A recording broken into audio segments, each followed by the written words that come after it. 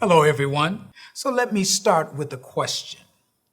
How do you contend for the victory during these unparalleled times?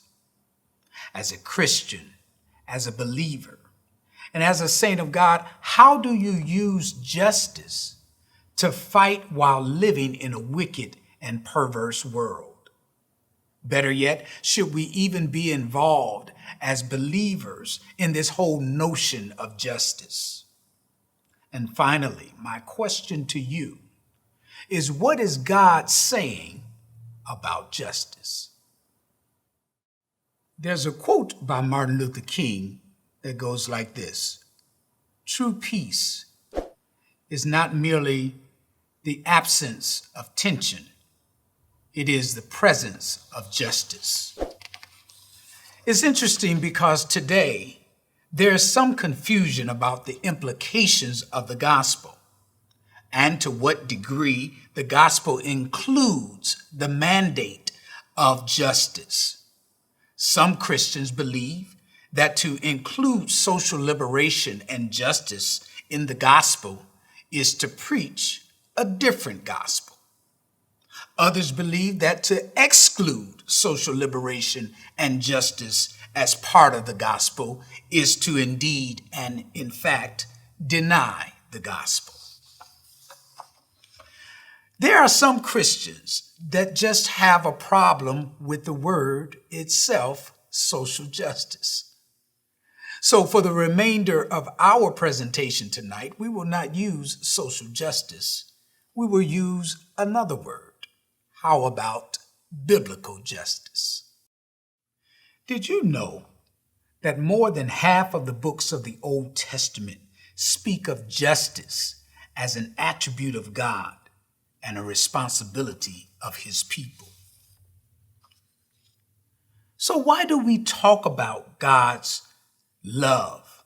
Why do we preach and testify about His mercy, about God's grace and God's forgiveness, but leave out God's justice?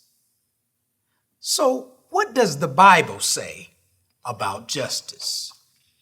Well, first and foremost, if we come to understand certain verbs like righteousness or judgment or justify and justification, these words are the same word and are translated to mean justice. The word says in Deuteronomy 16:20, "Pursue justice and justice alone, so that you will live and possess the land the Lord your God is giving you." It goes on to say, "Do not act unjustly when deciding a case. Do not be partial to the poor or give preference to the rich. Judge your neighbor fairly." Leviticus 19:15. It goes on to say, "So David reigned over all Israel, administering justice and righteousness for all his people." 2 Samuel 8:15. He loves righteousness and justice. The earth is full of the Lord's unfailing love. Psalms 33:5.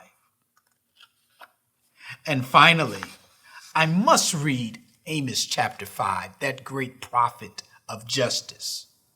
In the Message translation, it reads like this: "I can't stand your religious meetings. I'm fed up with your conferences and conventions. I want nothing to do with your religious projects, your pretentious slogans and goals. I'm sick of your fundraising schemes, your public relations and image making.